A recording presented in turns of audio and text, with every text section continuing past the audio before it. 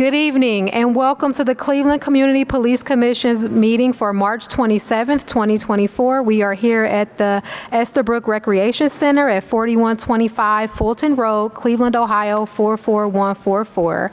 We'll be here till about 8:30 p.m. So I am here, my Sharina, co-chair Sharina Zayed. This is co-chair John Adams, and we're going to conduct a roll call of attendance. Co-chair Adams. Present. Commissioner Benito. Present. Commissioner Chura. Present. Commissioner Early. Present. Commissioner Garrett Ferguson. Present. Commissioner Kennedy. Present. Commissioner Reeves is out. Commissioner Ridgway. Present. Commissioner Van Leer is out. Commissioner Rodriguez. Present. Commissioner Wong. Present. And I, Commissioner Zayed, am present. We're going to move on to the adoption of the agenda. Commissioner Wong. I have a few concerns with the agenda. There are, if I could just list them out, and then we can maybe decide what to do. There are motions listed under 645 to 715, 3 motions that are completely new motions. They're not put under new business, but they're put at the top of the agenda. And there's a motion for an OPS case involving Mr. Antoine Tolbert that has been introduced or attempted to be introduced 3 times. So that's certainly old business. It's gone through committee. So I think that should be moved up to the committee report in accountability. But I guess I just would like some clarity as to why these motions are at the beginning of the agenda rather than in new business.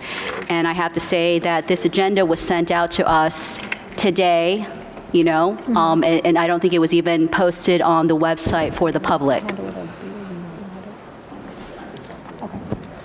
So I would make a motion to make those changes, and I'm happy to have other people amend. If there's something I missed on the agenda that is out of order, that we can amend that. So just so that we are going forward in a reasonable, consistent manner with Robert's rules and our template that we have for agendas. Before we comment, Commissioner Early, you have something that you wanted to say? Not on that matter. I want to make an adjustment to I want to add to the agenda. Okay, so we'll deal with that matter first, and then what I want to say to the comment is that these items were put at the top of the agenda because they to us feel like they are a priority. So that's your answer. So who made that decision? What is Co-chairs. us, the co-chairs? Yeah. So I've attempted, just as an example, to put up the motion for the OPS case for Mr. Tolbert 3 times. Citizens have asked why we are not hearing cases. Mr. Goodrick has shared with me recently that he has still not received the records request that he made with the city, and it is essential that this motion be moved up and seen properly. It has been buried through many attempts because without the enactment of the city charter, then we are party to the judge to make a decision. But under the city charter 115.5, the commission has immediate access to records and sometimes in certain circumstances unredacted access. My understanding from Mr. Perez is that these records are being held right now by the law department for redaction, even though there's not probably that much redaction necessary. We have no update, Mr. Goodrick, as to when we'll get those records. Is that true? So at the moment, we just had a meeting with the monitoring team and the Department of Justice yesterday, and what we are doing is we are finalizing the terms under which we will receive records and what records we will receive. So the specific issue of Mr. Tolbert's records did not come up, but our understanding as a commission, as co-chairs, is that Mr. Tolbert has requested that we do the most thorough investigation, and if that means that we have to wait till we get things, he wants them done properly, and I think that that's what we're respecting. So With all due respect, Commissioner Wong, we do not have to put forth a motion to enact the charter. Yes, we The do, No, we do because not. that is We do how- not have to. We don't have to, but the force of the charter is not, I think you're. There was a motion. Point of on you- order, you can we spoke- please can you- proceed with Yeah, the agenda, yeah. please? Yeah, so What you, she is saying is not true. The force of a motion is by majority motion. The force of the charter is enacted by majority motion. but it's not necessary because we have already begun Mr. the Goodrich, when process he for made the case. records request without my direction or Commissioner approval, Wong, I'm sorry. he You did have not cite spoken, the charter. Commissioner Wong. You He have did not spoken cite more the than charter. once. So So again, did you you are put trying to forth a bury this motion to change motion this? at the end of the agenda. I just want to make it for the record that this is the fourth time this motion has been introduced, and this involves an appeals case by a citizen, our core responsibility to the community. It has been 2 months, and there has been no movement from the commission, because movement from the commission does not occur with an email by the executive director who is not a commissioner. Movement from the commission occurs by a majority vote of the commission. So if you have Okay, no so problem with the to records the- request, to the I don't commissioner- understand why you don't. If there's no Okay, difference, To we the- are to the talking about the commissioner. agenda, not these To the other commissioner, things. So you the have first thing so we need I'm to moving recognize that. is I would like to move those elements, and Wong. they went through committee, so they should be under accountability. So They went Commissioner to the Wong, accountability committee. this doesn't work if we talk over each other. I wasn't talking So over what's you. going to happen is, right now, we're dealing with the agenda. What are we doing with the agenda? What is your proposal or change My proposal, to the agenda? as I've stated before, is to move the motion for OPS case under accountability. It went through accountability. It is about police discipline. It needs to be nested. It is a part of my committee report. Every other committee, including, Okay, so there's a police motion on the policy. floor to move the Tober motion onto under the accountability report under the committee reports. Can we I will- have a second for that? I will second that motion. Okay, now, can we have a discussion about that second? To the chair, if we probably should not have a discussion. There's no discussion to just gonna have. vote. We can just move on with the vote. So we'll just take the vote? One moment. Yeah. Oh. I got you.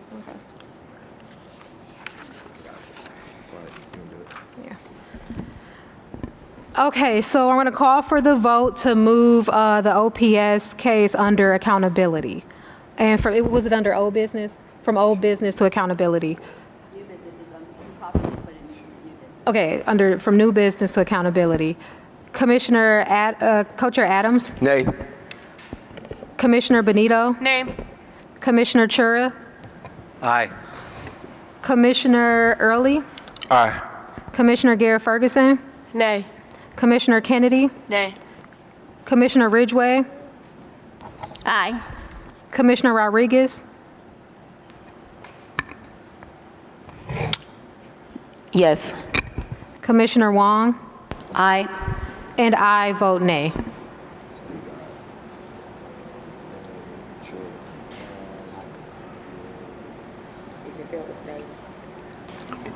For clarity, can you read? Alana, what? Nay. So we have 1, 2, 3, 4, 5. 1, 2, 3, 4, 5. Motion is 5 ayes, 5 nays. Motion fails. For clarity, if I may, we are saying then that we are not reviewing the OPS case at all tonight, or we're just reviewing it under accountability? So for clarification, Commissioner Early, what we just did was we just did not move that case to be reported under accountability. Just for clarification for the community and everyone else, the case is open. The case has been open with CPC. We have requested the records. We have not received the records. We have been instructed to not move until we get all of the records so that we can do this properly. So that's currently where we stand with this case. I make another To motion because. the chair, before we move on, and I see that the community has something to say too as well. You can do it under public comment just so we keep order. But to the chair, I think that the other part is that we should have gotten an update on where we are in this process so that all of the commissioners know. Now, granted, before anybody says anything, yes, I was not at the last meeting, I get that, but that is not the point here. I think that all commissioners should be updated on the process of any cases that should be reviewed, where we are on step 1, step 2, and step 3. I'm not criticizing, I'm just asking if we can do that moving forward. To the commissioner, I think that we can get some clarification on where the case is in the executive director report. We're waiting for records. Yeah. We are still currently waiting for those records. So I know that we are skirting the line of the compliance with our bylaws, which says 15 days to do an analysis by the executive director for new cases, but we don't have the records. So we are aware that we are not in compliance with that rule. However, that rule was created by us. That 15-day deadline was arbitrary. It was sort of just put in place as a placeholder, but we may need to revisit that rule, and we might need to change sort of the time frame under which we get those things. Sorry. I'm sorry. Just cut your mic up, that's all. Yeah, right. I think that, quick question, can community members hear us okay? Because it's kind of quiet on my end too.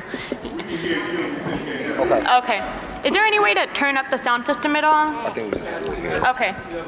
Then maybe commissioners. I think I just wasn't speaking closely enough to them. just low. Yeah. Commissioner Garrett Ferguson. Yes, if I just may for a few minutes, I know we're not there yet, to provide some clarity. As someone who's also on the accountability committee, this case has came up about twice in our accountability meetings, along with another case that we also decided on how to move further from. I don't know if that's going to be a part of the accountability committee's chair, their update when they are talking about it, but we have had 2 cases, I believe, come to us. Mr. Turbor's case is one of them.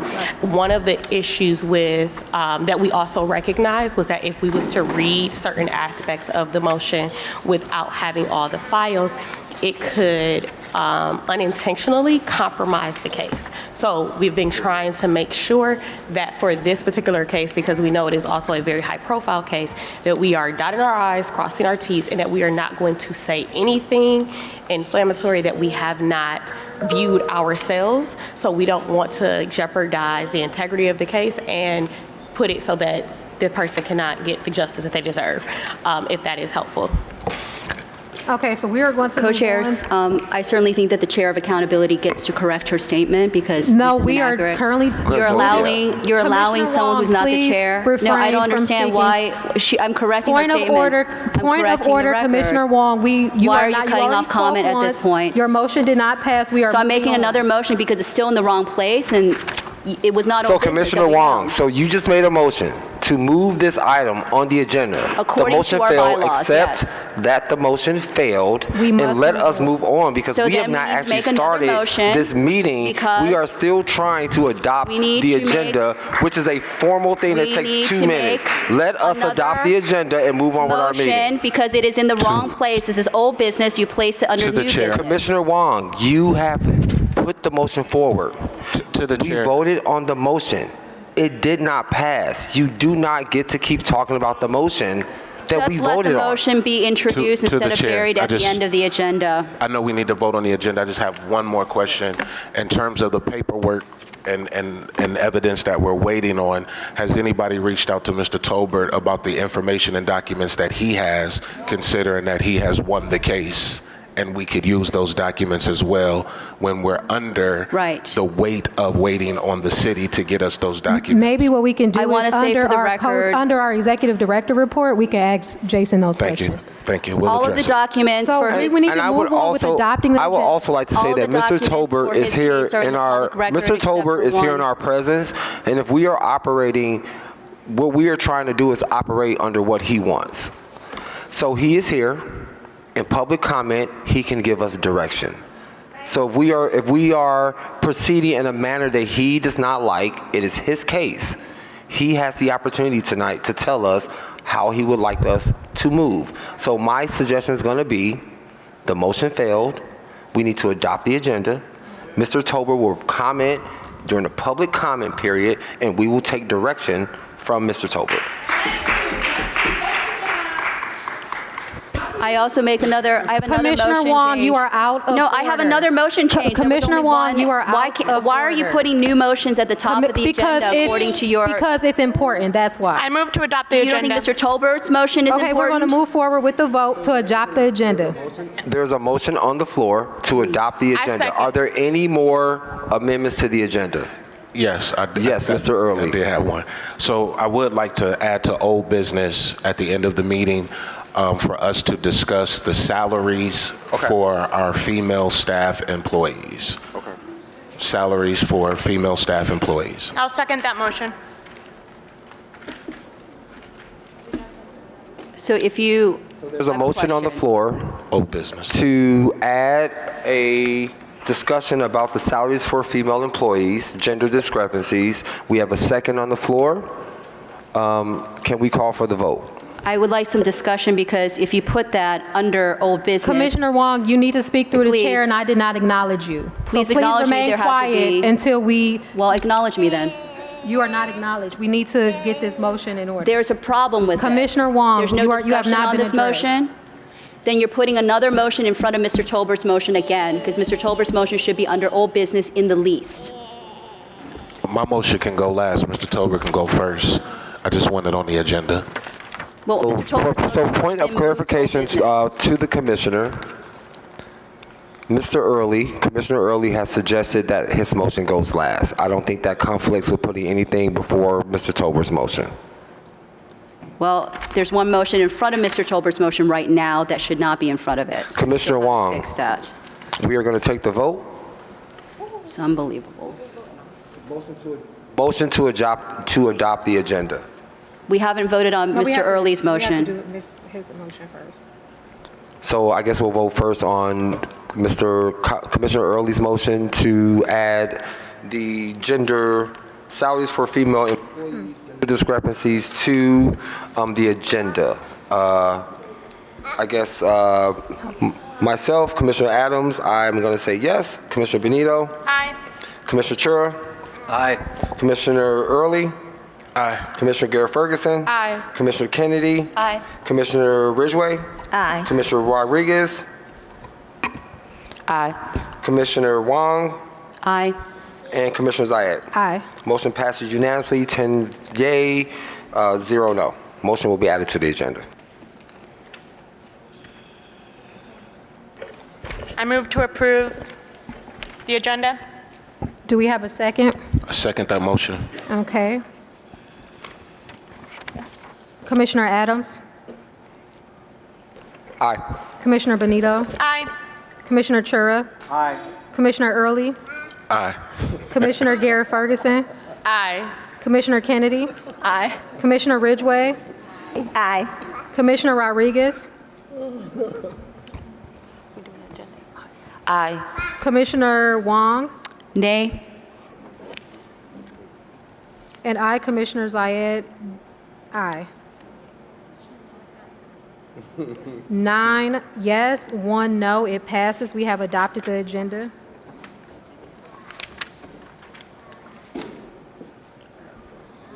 Okay, we are going to move forward.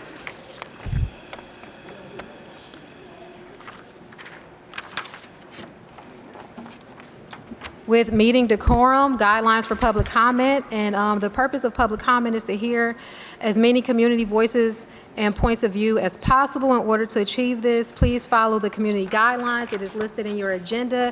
And for the sake of this meeting, Commissioner Adams think it would be best if going forward, we limit the time of commissioners' comments to just 3 minutes. There are a lot of things for us to do on this agenda, and if commissioners were to speak 10 minutes each 2 or 3 times, that means like 30 minutes each commissioner. We just don't have that much time. So each commissioner will speak on each motion once for 3 minutes. We will move on and call for the vote once that has happened. If anyone goes over that, there will be points of order made and also votes taken to discipline that commissioner within the meeting in real time.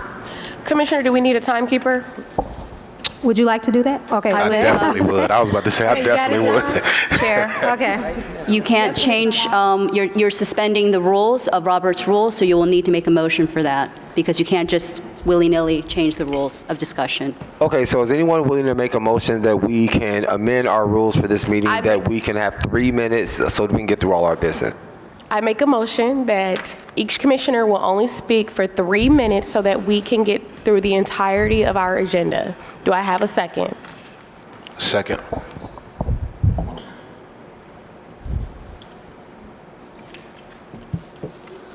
Can we have a discussion? Chair? Sure, Commissioner Wong. So you are decreasing, I believe, by, let's see, what is, you are decreasing the amount of time by 85%. 85%.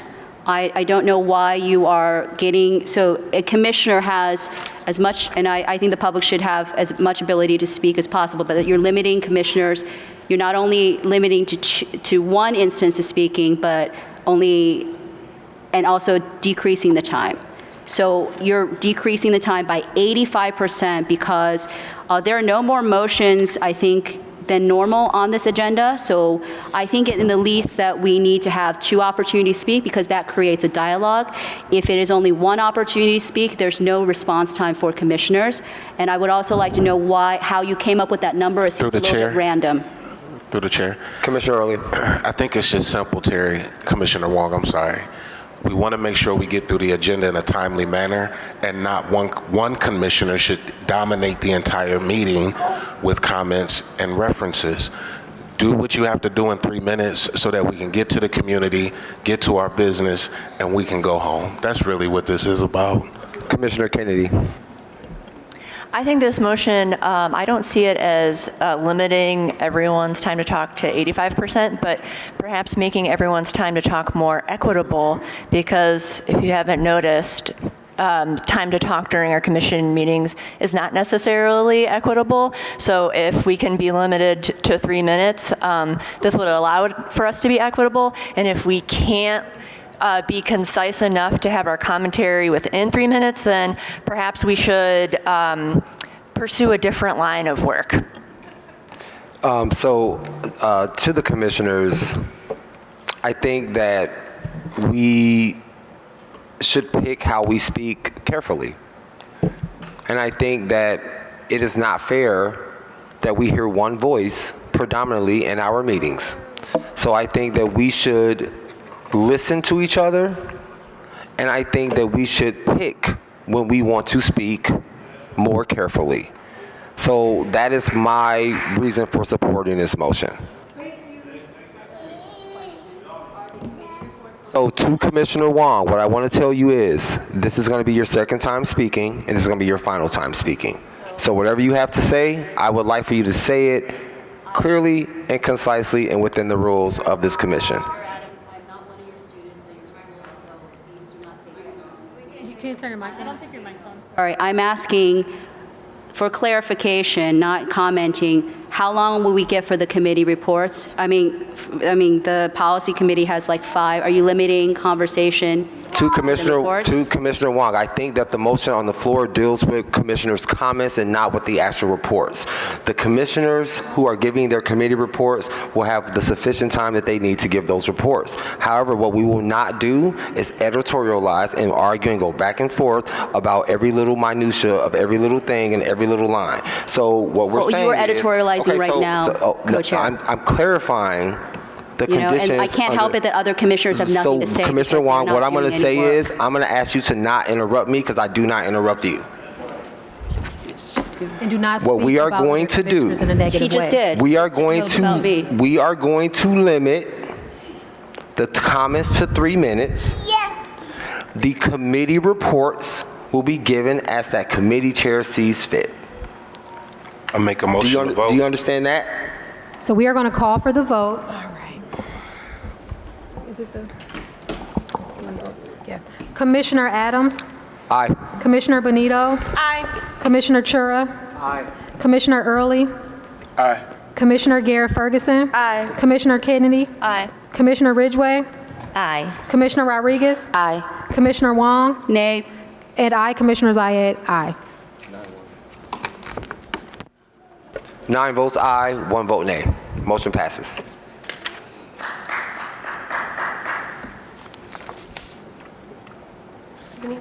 Okay, so the next part of our meeting is approval of the meeting minutes. So we have 2 sets of meeting minutes to approve, our last full commission meeting and also our special meeting minutes.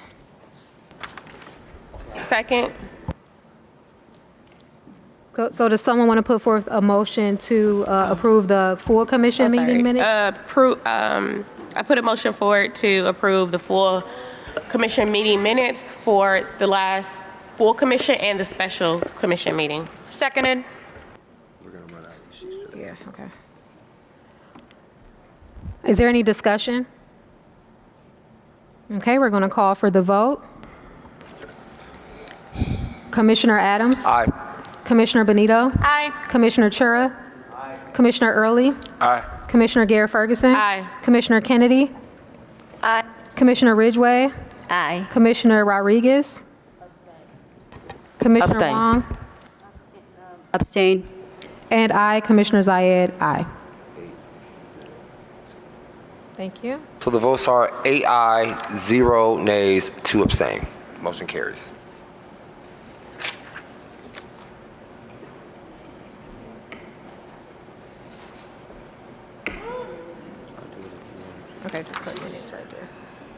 Okay, so next we need a motion to approve the meeting minutes for our special meeting. Oh, that was both? Okay, okay, I didn't see. okay. So the next part of our meeting is the public comment period. We ask that each person limit their comment to, is it 3 minutes now? To 3 minutes, thank you. The first person is Lou. Is Lou here? I see Lou. She's not here? Okay, she's on the list. Isn't that her? I think so. Yeah. Okay, the next person on the list is Anna Maria Ham. Thank you for having me tonight. I've got a couple of comments. One, as you're reviewing the police commanders, I spoke this in a community meeting with Christopher Harsh a couple weeks ago. I'm asking that you look kindly on, or wait heavily on the next police commission, or excuse me, the police commander of their districts, that they live in or around the vicinity. I think that's a really good thing for their community. And secondly, I'm an Old Brooklyn resident. I've lived in Old Brooklyn for over 20 years. In full transparency, I am married to a police captain. But I think that we also need to look at, you talk about morale, you know, you're on both sides of the court here, and I think you really need to look at the 2nd District. You're sitting in the 2nd District right now. The 2nd District Police Station is deplorable. Oftentimes there's no heat, there's rats running amok, and we put these officers' lives on the line every day, and they have to come back and they have to do reports where there's no heat in their district. I can tell you for sure, if you go to the 3rd District Police Station, which is state-of-the-art and brand new, the morale of those officers are going to be greater than those in the 2nd District. So I urge you to put that on your agenda to see what we can do about getting these officers a place where they can actually have heat and do work in peace.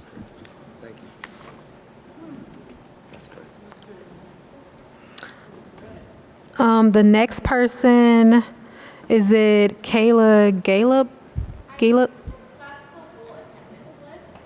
I think that they star. Oh, okay. It's Kayla Pincus. Okay, the next person is Kayla Pincus.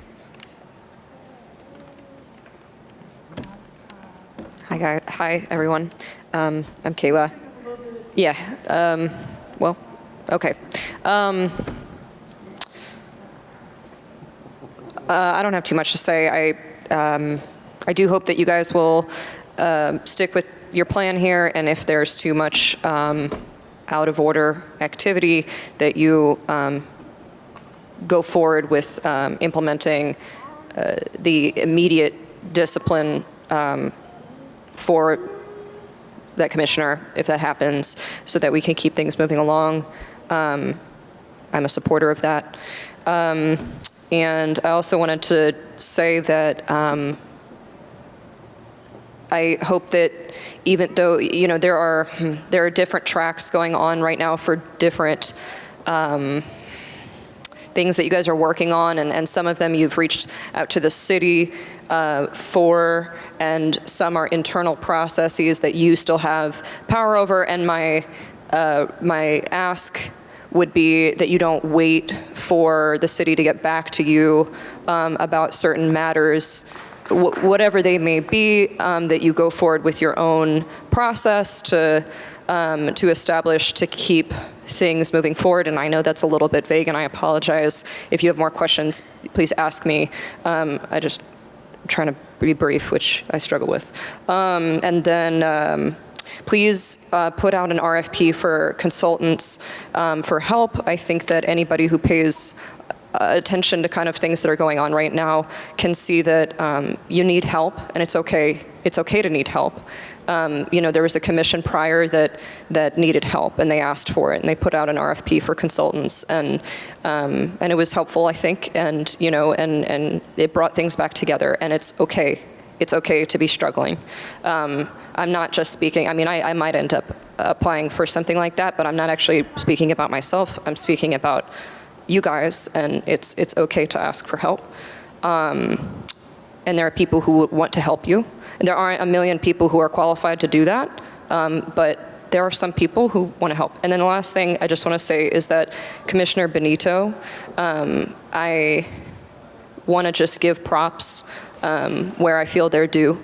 And personally, I experience you putting in an enormous amount of work. I think that will be shown through the course of this meeting of everything that you've been taking initiative with. You help other people. You go from helping other people onto a plane overnight, over into going to work and going to commission meetings and doing more. And I just want to make sure that when people are doing good stuff that we say that. And so thank you on behalf of the community and, you know, myself. So thank you.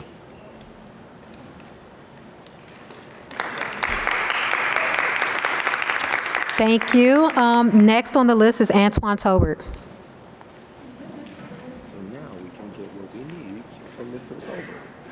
How y'all doing today? Good. Grateful to be here. We've been showing up to the last few commission meetings, and we've been tuning in online as well. And I would like to say the youth at my academy, some of the conduct, it's like shameful. Just being honest, we have children watching, and they're watching grown folks bicker, and just a total delay of the whole process. And it's not doing us as the community members, me as a complainant, it's not doing me any service.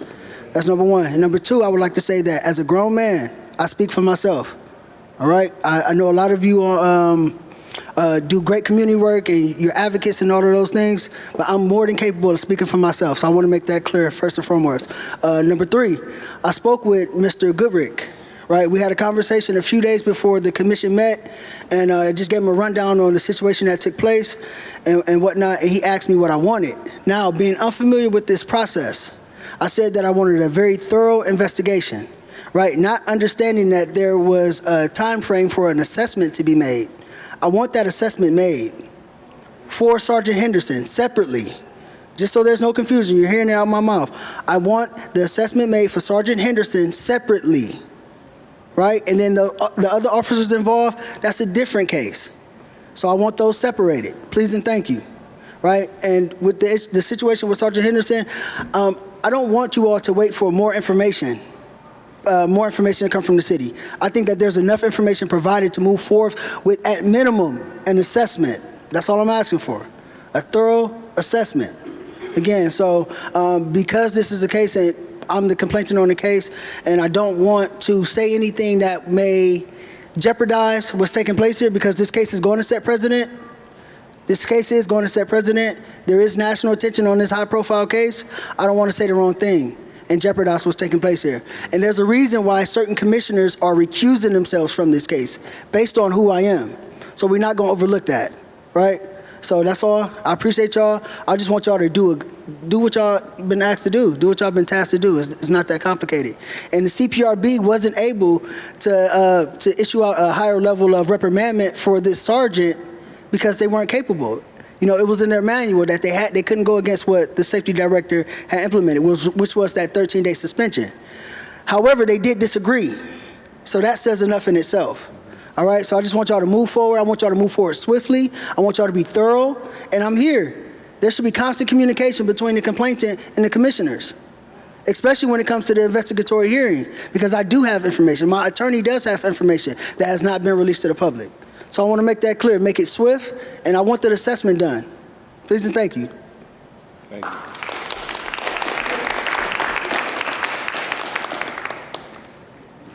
Cameron DeMasla.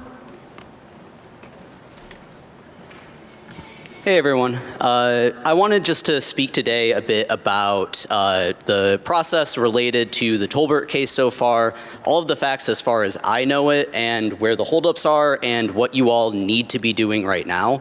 The complaint was brought in on either February 2nd or February 3rd, and there is an initial report that needed to be provided 15 days after that complaint was brought in.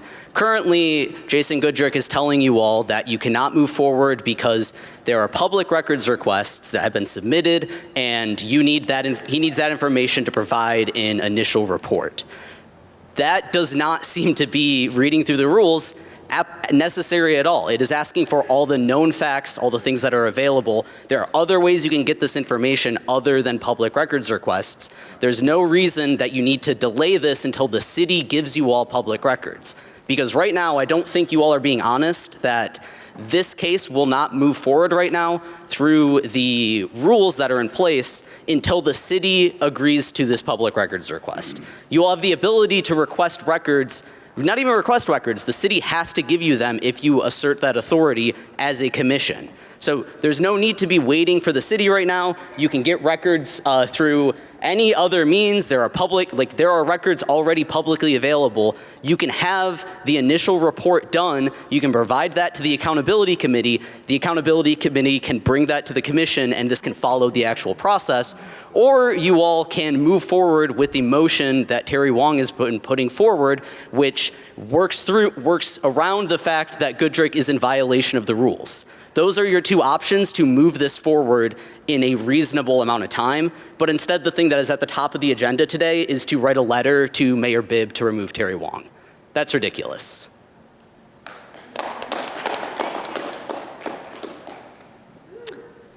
Greg Levy.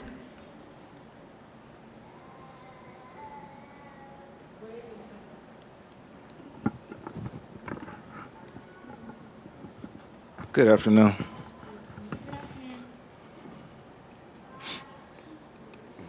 I have a few questions. When will we begin hearing cases for police misconduct? What is the plan for combating non-compliance by state agencies? Will the commission call for a press conference to explain why to the public while there's no immediate plan for the commission to begin hearing cases with a date scheduled for a case? It's my assertion that any proceedings by this body that don't actually include or lead directly to this committee actually hearing cases of police misconduct indicate that this body is out of order and its behavior is unacceptable. As a community, we require that this community actually adjudicate cases in defense of our community members who have been wronged by the police. Mr. Tolbert has credible claims against the CPD. Any attempts to avoid hearing his case are an example of misleadership. We will not accept incompetent or unprincipled leadership. It's not a lack of manners that is the primary problem in this committee. It's the fact that the committee is not actually compelled to accomplish results. It is our job as a community to make sure that that's not the case. Thank you.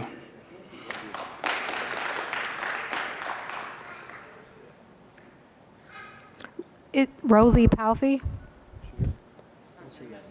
Okay. Johnny Ham.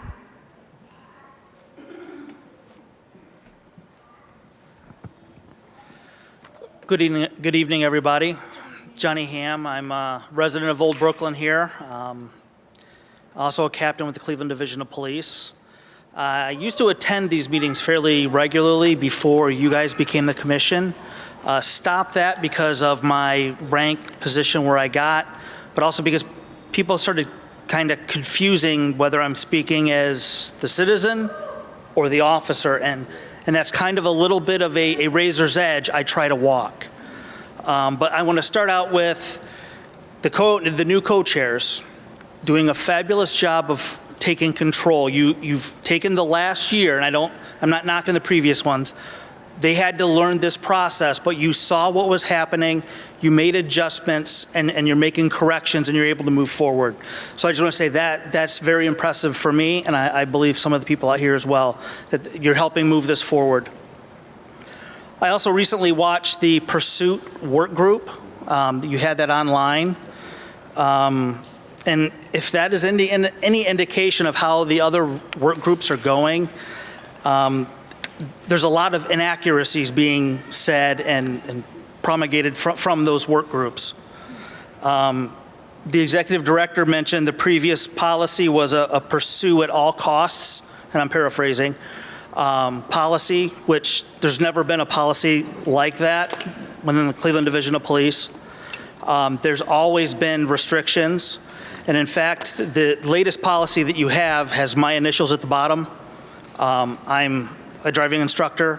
I worked in the policy for 4 years. I sat in on all the meetings for all the decisions that were made about that policy.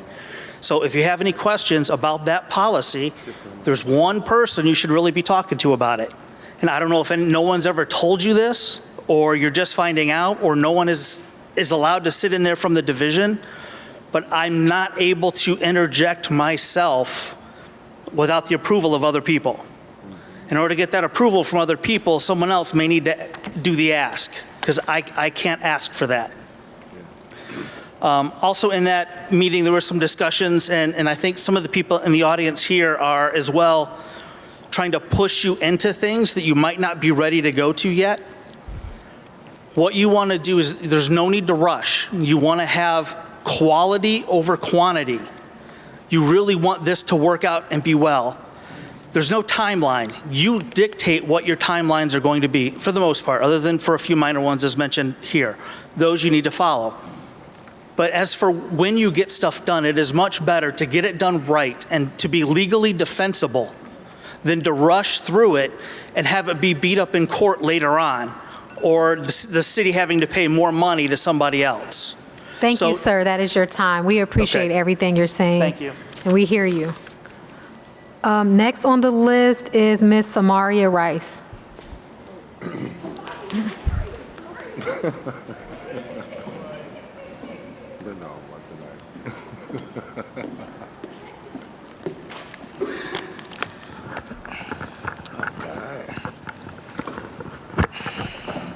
Thank you. Hello, commissioners. Hello. I just wanted to say I had a few questions. Can you get a little closer to the mic? Oh, okay. Excuse me, I'm extremely tired, but can y'all hear me? Yeah. Hi, commissioners. I see that there's still a little dysfunction here, but it is a little bit better, so thank you all for that. I had a couple questions. I want to know, since you all been commissioners, and anyone can answer this, how many cases have you all reviewed with misconduct, police conduct? Have y'all been able to review any of them? Terry, please. We reviewed one appeal case, and the other, we've only received 2 appeal cases. Okay, sorry, but I just wanted to give you that information. I didn't know that y'all couldn't respond. So that would probably be something I would like to know. Maybe the community would like to know how many cases been reviewed since you all been commissioners, and maybe what was the outcome of them. Also, I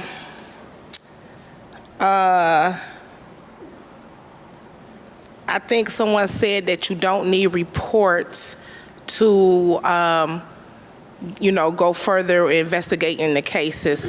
And I'm going to strongly suggest that you all listen to that because y'all don't need, they supposed to give y'all the reports. Y'all were put here because of the consent decree, remember? So they supposed to do everything that y'all say. So please use y'all power wisely, and hopefully y'all can use it together to get the results that the community need and want to for us to move forward. We're hearing more cases because I'm sure there's many more cases that needs to be reviewed and heard and have the assessment investigations as they should. That's all I wanted to say. So thank you. Thank you. Next is Latanya Goldsby.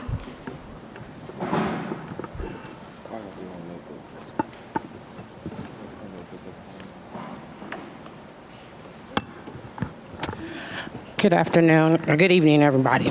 My name is Latanya Goldsby. I'm the president and co-founder of Black Lives Matter Cleveland, as well as the president of Citizens for a Safer Cleveland. And so I come here today to talk to you all about why this commission is so important and why it was created. It was created for accountability, but it was also created for fairness, because that's what we have not seen when it comes to holding police accountable.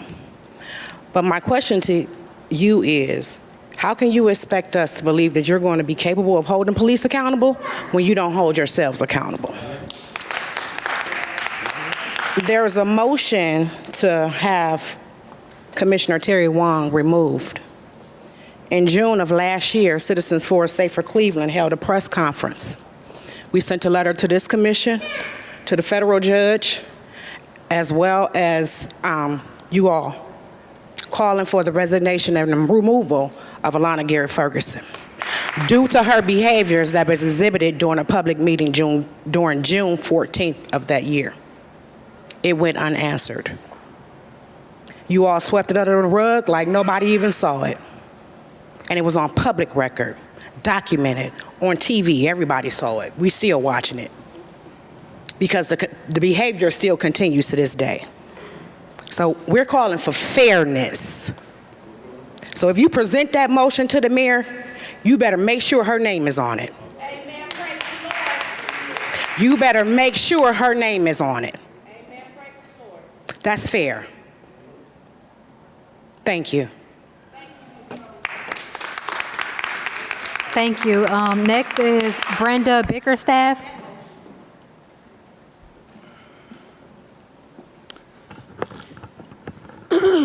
How y'all doing? It's been 22 years since my brother got killed by the police. Unfortunately, we did a balloon release on the 26th of January this year. Well, we all came together, myself, Samaria Rice, Latanya, Richard Jackson, and Kareem. We want this to be fair across the board. And what we're hearing tonight is, no disrespect to you, Mr. Tolbert, we don't want to hear bidding for your situation. I'm not being rude. You should be quiet. Be quiet. Now, with Captain Ham, sometimes we agree to disagree. I agree with him. You can't let somebody come here and shake you. If I come up there and say, well, you better do it, you better say, well, Ms. Bickerstaff, we're going to follow the charter. That's the way that go. You don't deviate away from the charter. You got to follow that charter. Stop doing that. Stop letting people shake you. Because I will back you up 150%, and you guys know that. I'm going to use another example. Once again, I'm a founder of Citizens for Safer Cleveland, but that's the president. And sometimes we agree to disagree, but guess what? I got to shut up because she's the president. She was elected. And if she say, Brenda, go downtown to a council meeting and sit and observe, that's what she expects for me to do. Don't deviate away from that. I get it, you can agree to disagree, but why do you have to continue to do it on camera? I don't understand that. Me and Johnny Ham, Captain Ham too, clash. However, if he pulls me over the traffic stop, I'm saying, oh, my brother got killed by the police, I'm gonna flick the bird and keep on going. The judge's gonna say, that's not my problem. You broke the law. What does your brother's death have to do with you running from a cop? Come on, guys, get it together. We want this to be fair. We don't want nobody coming saying nothing. I'm a private investigator. We tell our clients all the time, shut up. Pastor Phillips was a former prosecutor. He knows what I'm talking about. He's had to tell people in his profession, you know, you need to be quiet. Now, moving on, I expect you guys to do what you're supposed to do. But you keep deviating away from that. This ain't about you. This is about people that lost their lives. We're trying to prevent people from losing their lives. We're trying to prevent misconduct. You got to show the police what you about. You think they gonna listen to you? I wouldn't. I'd be like, yeah, whatever. I ain't doing nothing they say. Look how they act. But you keep doing it.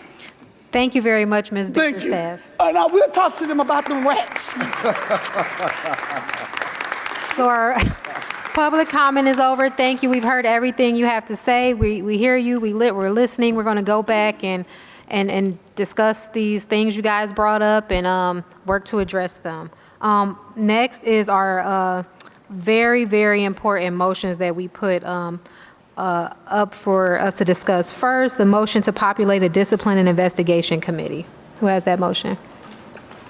I have that motion, Chair. Okay. May I present? Yes, Commissioner Kennedy. Good evening, everybody. This motion is a continuation of the motion that was passed on February 28th of 2024. I'll read the language of tonight's motion now.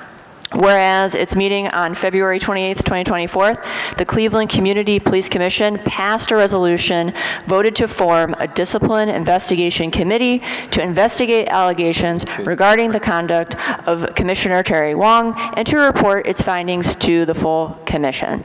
It is hereby resolved that Commissioners Kate Kennedy, Gregory Reeves, and Pete Van Leer are appointed to this committee. Is there a second for this motion? I'll second. Okay, is there any discussion? Commissioner Kennedy, you can go first if you would like to discuss anything. Okay, is there anyone that would like to say something in regards to this motion, or can we just call for the vote? Commissioner Wong. Commissioner Wong? I would like to say that I opposed this committee to begin with because it seems impossible for commissioners to investigate each other. It creates a massive conflict of interest. I had proposed that if we are serious about doing a fair investigation, that we get a third-party investigator to investigate. I will emphasize again that it has been 2 months and I have not received any specific charges other than the fact that I guess I canceled some meetings and was perceived as being rude in emails when I was not rude in emails to people. And I think that this is an extraordinarily impossible and we're turning basically into the very entities and organizations that we are opposing. I have a specific concern as to how these commissioners were selected, especially, if I may, Commissioner Kennedy, because I think she has a massive conflict of interest, because I was the only commissioner as the chair of rules when Commissioner Kennedy violated. There is only one specific indication of how a commissioner can be removed in our bylaws, and that is for chronic absenteeism. And Commissioner Kennedy, unfortunately, through whatever reason, fulfilled that criteria, missing about 40% of the meetings in the first 6 month period. I wrote a letter to the mayor, and it says in our bylaws that she must be removed, recommended for removal without a commission vote to the mayor, and the mayor must consider it. The mayor refused to consider this. I think it's very problematic. I'm concerned that because, and I didn't take this, action personally against you, it was just something that was explicitly said in the rules. Well, I mean, and then I am also concerned by Ms. Kennedy's refusal to admit conflicts of interest that she has with the city.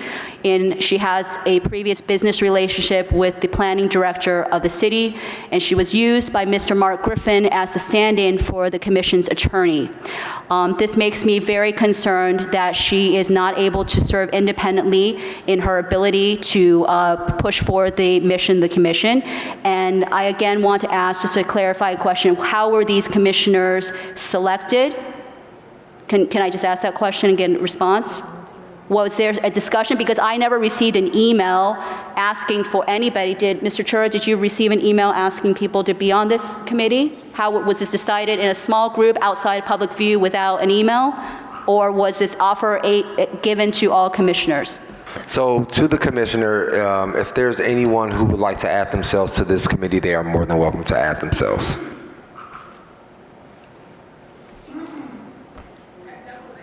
That wasn't answering the question. How was it? Yeah. They volunteered. So, but I saw, I mean, I know I could be CC'd on the email, but I should be, since I'm the person that being investigated, I should probably be notified of every step that you're taking. So I do not remember any email sent out. Was an email sent out to the all commissioner? We would like to soliciting? keep this meeting on track. So point is well taken. If you would like to be CC'd on the communications with anyone who wants to be on the committee, we can do that. But you didn't answer the question. How were they? Was Commissioner it Wong, offered? that is your time. That is Was your it time. offered? Commissioner Wong, do you want to speak? She's not allowed to speak again. I haven't taken up my 3 minutes. Doesn't know. It's only Commissioner one time. Ridgway? To the chairs and fellow commissioners, I just have a need to have this clarified for me.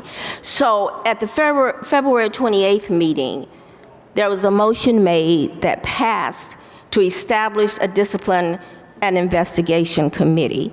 So what I'm asking is, was this committee established to look at discipline for any commissioner with misconduct, or was it established specifically to deal with Commissioner Wong? And if it's the latter, how do we move the results of this committee so that it has application to every single commissioner with misconduct in terms of behavior on this commission? And that's what I don't really understand. And I thought those 3 people were appointed. I didn't think it was a volunteer.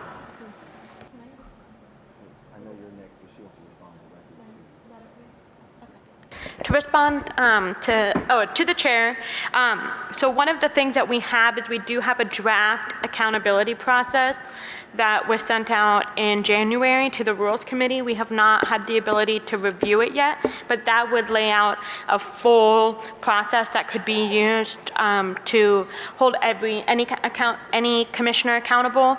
My understanding is the reason why this committee was established was because that rule is not in place yet, and and according to Robert's rules, internal investigation is how Robert's rules suggest, or how Robert's rules lays out how to internally discipline a commissioner. So once we have that larger policy, then we won't have to do something like create this a committee to investigate, as it would lay out the whole process. So that process should be coming once we're able to get it through the Rules Committee. Just the second piece and I'm done. So do they, for lack of a better explanation, does the twain meet? Will there be a time when the results of this discipline and investigation committee, whether their results go and being included in the policy or the procedure that you're creating, or will that become part of this committee, or are we working on 2 separate tracks? 2 separate tracks. I mean, I think that the goal would be to have I think that by the time, so the Rules Committee still hasn't been able to look at it yet. We still need to conclude 1.4.5, and then we also have the evidentiary hearing protocol. to look at that is time sensitive. So I would say that even if we were able to get to that, in this month's meeting, we wouldn't be able to pass that until the next full commission meeting, which would be at the soonest the end of April. And so I think the concern is that we need to address this sooner than Okay, that. thank you very much. you. That has been the time. Commissioner Early? I was just saying, y'all, I think it's confusing that we're investigating each other when we should be investigating cases. I think the other part of this is, and again, I'm not trying to cause tension amongst the commissioners, but if we're all not going to be held accountable, then I'm not voting just to single out one person.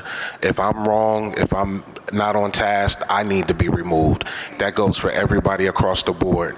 I make a motion that we table this until the rule is passed, and then we can focus in on how we evaluate each and every commissioner. But this investigation stuff is beyond me, because I'm not investigating none of y'all. So just to the commissioner, how this came about was that we were informed by our attorney that out of respect for each of us as a public official, that we would not want to put certain things out into the ether in case someone is exonerated. So I think that the reason why we're doing this committee is basically to protect commissioners from having things put out in public that may harm them. In my opinion, this committee will help us to get those processes and procedures in place. I mean, it's a two-track thing, like you said. Yeah. On the one hand, we need to deal with the behavior of Commissioner Wong, but in the process of doing that, we need to create a process that will be applicable to every commissioner. We do not have that in place in part because of the lack of leadership on the Rules Committee. So we're in a situation where we do not have rules in place because there was lackluster leadership on the Rules Committee, and now everyone's saying, look at the rules, but we don't have the rules because there was no leadership on the Rules Committee. So we have to figure out, we have to move. I definitely respect the co-chairs on this. What I'm saying is, y'all, we all got terms. We're going to be evaluated when our term is up, and if we did a good job, we'll be back. If we didn't, we won't be here. This is a lot of time taken up. What I just feel is just unnecessary for one commissioner. All commissioners need to be evaluated on the same basis. We cannot single out one person, and it's a witch hunt if we do that. So let's stop it, and let's get to work so we can investigate some cases. Okay. So I want to speak to that. So I was going to say this before the motion to remove Commissioner Wong, but I'll just say it now because it's been coming out. First things first, I sent a text message today saying someone needs to put forth a motion, because I can't do it as co-chair, to remove Alana Garrett Ferguson. I was told that it couldn't be done today. And also, I said, well, regardless if it gets done or not, I'm sending the letter to the mayor. So it's going to happen. The letter is going to be sent. I'm going to do it. So with that being said, we put these things on the motion first to address critical issues that have persisted in our group over the past year. Since our inception in our first meeting on January 25th, 2023, 2 commissioners have consistently exhibited disturbing and unacceptable behavior. This behavior has hindered our ability to function at our highest capacity and has caused significant delays in our work. As co-chairs, Commissioner Adams and I cannot allow another day to pass without taking a stand to stabilize our commission. While this situation is far from ideal, it is imperative that we address these issues and determine the necessary actions to rectify them. One of the commissioners in question has engaged in aggressive, alarming, and threatening behaviors towards our staff. Such conduct is entirely unacceptable and undermines the integrity and effectiveness of our commission. We must hold ourselves accountable and take decisive steps to address these concerns. Not addressing these behaviors would speak volumes about our integrity and commitment to serving the community. It is important to clarify that the issues lie with a small minority of commissioners and not with the entire commission or our dedicated staff. Oversight is necessary, but it must be conducted by individuals who exhibit appropriate behavior and judgment. As the Community Police Commission, we have a duty to ensure the fair and unbiased treatment of all our citizens and officers. Therefore, I cannot in good conscience allow these commissioners to hear any case involving officers. Our officers are important members of our community, and it is our responsibility to make decisions on their best interests. We cannot expect officers to speak out against misconduct if we ourselves do not do the same thing. Under our leadership, Commissioner Adams and I, such behavior will not be tolerated. As community members with diverse life experiences, we refuse to perpetuate the status quo of what goes on in Cleveland nowadays.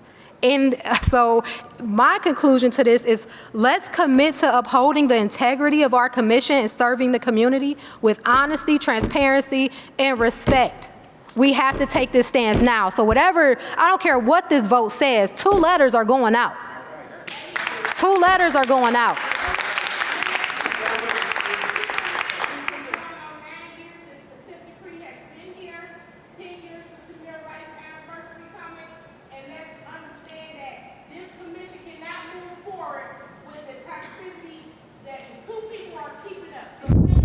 And I'm going to say this, I was called by a commissioner emotional when I stated the reason why I am here. I am here because December 20th of 2019, my cousin was killed in a police chase that violated policy. So that is why I'm here. So if anybody, it's not for self-aggrandizement, it's not because I have a friend at City Hall. I don't want to be a politician. I want to work towards police reform so our officers can be supported, but also held accountable. Every single interaction I've had with a police officer up until this point as a commissioner has been positive. They want to work with us. It's not our staff that's causing the problems. It's not so far the police. It's these commissioners. So we're going to work on that today.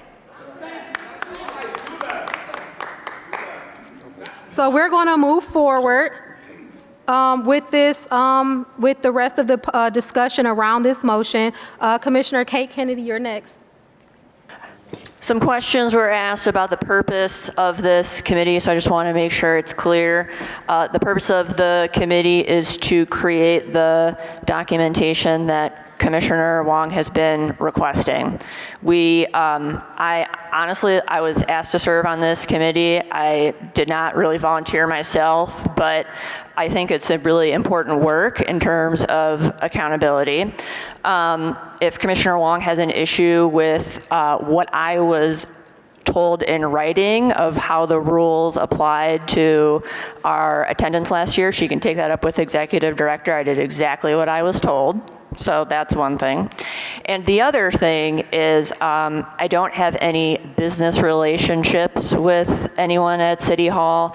I just have a habit of building more bridges than I burn. So I think that about covers it. Thank you. Thank you, Commissioner Kennedy.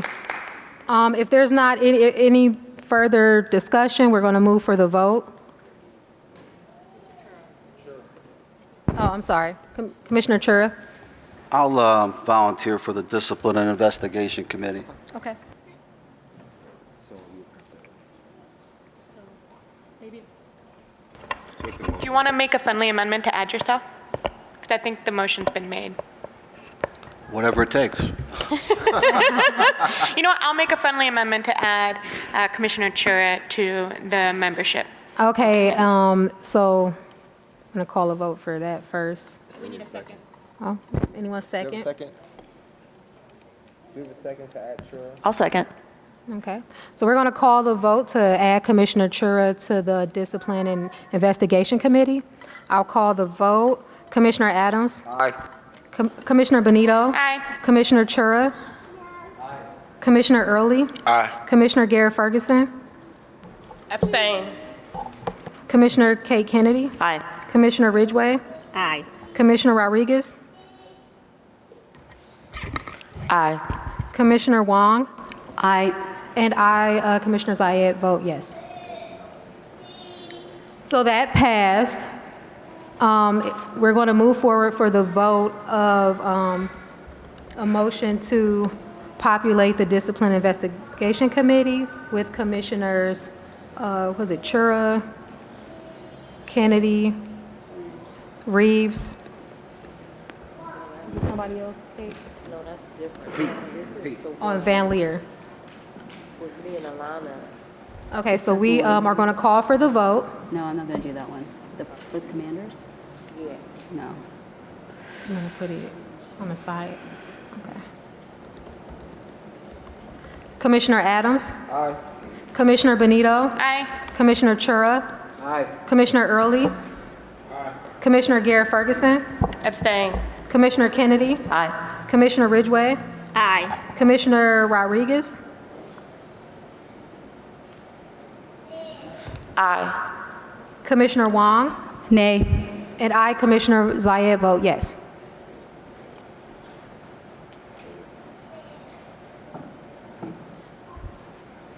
That passed. Eight yes, and 1 no, and 1 person abstained. So we're going to move forward with the next item on the agenda, motion to establish the Performance and Hiring Committee. Yes, I would like to introduce a motion. It was brought out from the ad hoc hiring work group. Whereas the Cleveland Community Police Commission is vested with the responsibility to interview and recommend candidates for a police commander and inspector general to the mayor, as per City of Cleveland Charter Amendment 115.5. Whereas the commission is granted the authority to exercise independent judgment and offer critical analysis into performance of their duties without interference or non-cooperation from any person, group, or organization as outlined in the charter. Whereas it is imperative for the commission to maintain connection and collaboration with representatives of disenfranchised communities and other community groups throughout the city, and in alignment with the purposes of its establishment. Be it therefore resolved that the Cleveland Community Police Commission hereby establishes a performance and hiring committee for the following purposes: to review and interview all external candidates for commander and leadership positions within the Cleveland Division of Police. Committee members shall utilize a scoring rubric to assess applications, including materials such as resumes, cover letters, notes from CDP interviews, disciplinary records, previous job evaluations, and use of force reports. Engage in a multi-step process that includes community forums and at least 2 rounds of interviews for candidates. Provide a list of recommended candidates to the full commission for approval and appointment by the mayor. Provide timely updates on the hiring process to the full commission and seek additional assistance when necessary for larger hiring quotas. I move to adopt this motion and establish the Performance and Hiring Committee effective immediately. Do I have a second? Okay, is there a second for this motion? A second. Thank you. Couldn't get it out fast. Okay, any discussion? Ms. Garrett Ferguson, you can go first if you like. No. Okay, who's next? Just move on. Any discussion? Okay. I think we also wanted to provide an opportunity for people to volunteer if they want to be a part of this committee. So I wanted to, is there any? I want to be on it, of course. So far, the interest was Commissioner Garrett Ferguson and Commissioner Rodriguez, and I can serve on it if needed. No, you don't. But I would prefer not to. Yeah. So yeah, I do not want to serve on it. So, but we do need some more members.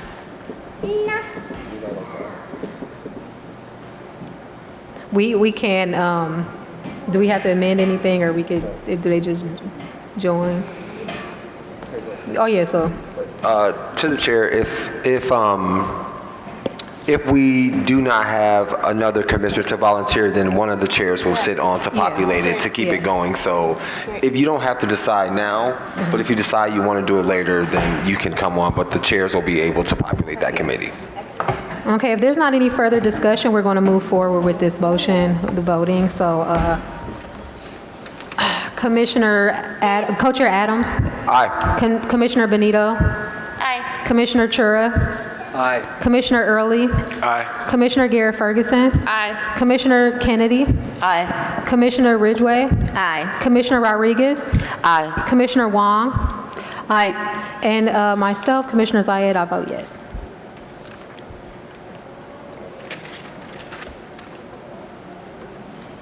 Okay, so next item on the agenda is a motion to send a letter to Mayor Bibb to remove Commissioner Wong.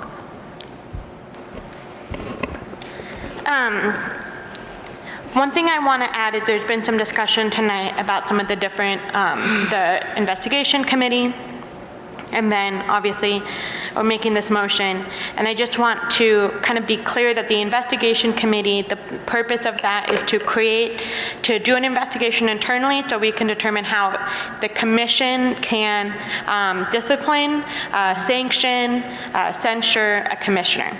Right now, there's nothing in our bylaws and nothing in the charter that says how we can do that. So we have no power to remove anybody from a committee, to say that they, to put any sanctions on somebody. And so that is the purpose of that committee, is so that that process can go through. What the charter does say is that the mayor has the ability, is the only person who can remove a commissioner from the commission.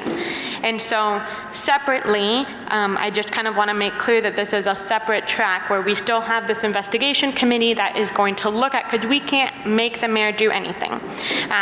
We can send a letter to the mayor saying that we want, that we are requesting that he remove a commissioner, but he might not. And so therefore we still need to, before we ourselves do any discipline or any censure, we need to have a committee that can look at that, and then as per Robert's rules, and then hopefully we will develop a process soon so that there is a more formally laid out process. But because the mayor does have charter authority to remove a commissioner, and we are making the following motion.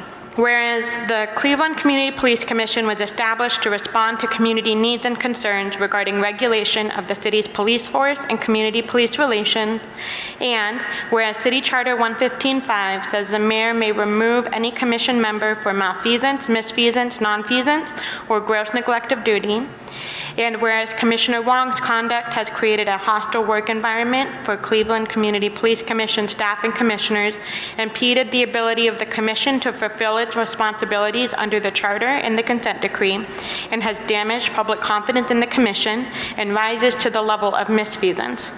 Therefore, be it resolved that the Cleveland Community Police Commission hereby requests the Commission's co-chairs to author a letter on behalf of the Commission to request that Mayor Justin Bibb use the authority granted to him by Charter 115.5 to remove Commissioner Terry Wong. The co-chairs shall be empowered by the full authority of the Commission to complete the due diligence they deem necessary to adequately complete this assignment and any other subsequent tasks relevant to this motion. For clarity to the chair, if the co-chairs have already said they're going to send a letter regardless, do we need to vote on this? We wanted to just go through with it to get people's wishes on the record with the votes. To clarify for the commissioner, the co-chairs do not need this vote to send a letter. However, considering where we were in the past year, where there is mistrust and people think that there are secret meetings and people think that things are happening behind the scenes, we thought that transparency would be best. As was stated by Co-Chair Zayed, we are sending letters, but we think that this is the most transparent and the most open way to do it. So we're hoping we can get the support of the full commission, but we do feel our duties as co-chairs is to protect this commission and to do what is best for it. Does this need a second? Second. Commissioner Benito, you can speak first if you like. Or need to? I'm okay. Okay. Would anybody like to speak, have any discussion or debate? Oh, go do it. So, Commissioner Ridgway? Yes, there are two comments to the chair and fellow commissioners. There are two comments that I want to make. I'm going to repeat a comment that I made when this motion came to the table at the last meeting. And that question to the commission was, where are the rules that govern the behavior of commissioners? I believe that if we don't have those rules, if we have not formalized those rules, that we are charting a potentially dangerous path when we arbitrarily decide to act on a commissioner's behavior without a set of rules that will become the standard to govern all commissioners as far as their behavior. I remember when the whole discussion came up last summer, and no rules were on the table. We didn't do anything with it. Now we're back where we are again. We're moving forward again with no rules, and it's an arbitrary movement that we're making. So if some of us, and I'm not saying what I'm saying to support nor deny the behavior of Commissioner Wong. I am about process. Those of you who have seen me on this commission have heard me. I am about process. And we need those rules to support any decision we make. To not do that, next month it may be somebody else you don't like or you think they have misbehaved, and now you want to remove them to put the rules in place to allow us to make sound decisions so that we don't get a kickback on those decisions we make that are arbitrary. I just think we need to make the rules. And if the reason there are no rules, is because a commissioner who could be affected by those rules chairs that committee, you had other people on that committee. So those other people on the committee could have overrode that chair. They could have deselected that chair. So there are all these things that could have been put in place. I know I've met my timeline, but I also the second thing I want to say is this, that the motion that you just made says that the co-chair should be empowered by the full authority of the commission. If you're going to send this forward, whether we vote to approve it or not, that statement needs to be removed from this motion. You want to make a friendly amendment? No. And I'm going to say this with all due respect. This is not an arbitrary decision. This decision was made after a commissioner walked into the office and threatened and was aggressive with the staff. When people's safety and their work environment is being threatened, yeah, to the point where one of the workers had to go home and they were working from home because of the threat. So with that being said, this is far from arbitrary. The first motion, I did not approve that. This one I do. Because when people's safety is in question, things have to be done. And I understand rules and process, but sometimes when it's a serious situation, you have to act. We can't wait for a rule to act on something that is as important as safety. So I'm sorry, with all due respect, we don't have time to wait for rules. We will get to that when we get to that, but we need to do something now. We need to act. Renegade Commission. We have Commissioner Kent. Thank you, Chair. Also, the chairs have made their own decision on the letter that they decide to send, but I think it's important for all of us commissioners to be on the record on this issue. It's not just up to the chairs. We need to be able to hold each other accountable, and it's not just up to the chairs. And we need to all be brave enough to make a decision and stand on it. Part of the problem here is that the Rules Committee is the committee in question that we're discussing tonight, so we would love to make some rules, but rules are being chaired by the person that we are in the process of. I'm not the chair anymore. Okay, so to the commissioner, we have a list. You will be next on the list. Please allow the commissioner to finish their comment. Or who I should say up until very recently was the chair, so we did not have the ability to create the rules in question. However, the rules that However, the rules that are in place that we do have to abide by are the Ohio Ethics Commission. Those are pretty clear. And also the rules that the City of Cleveland employees have to abide by. So, and those are rules that have been reviewed. So very concerned, obviously, about what's been going on with the staff. That's been something that was recently brought to us and something that's not acceptable. They can't be working in a hostile work environment. Unfortunately, Commissioner Wong appears to be hate tweeting about me in the present moment, and I would like to offer no better example than a hostile work environment than the table I'm sitting at right now. A business relationship does not equal two people volunteering together, Commissioner Wong. Perhaps I should figure out what my Twitter password is, because it's been years since I've been on Twitter.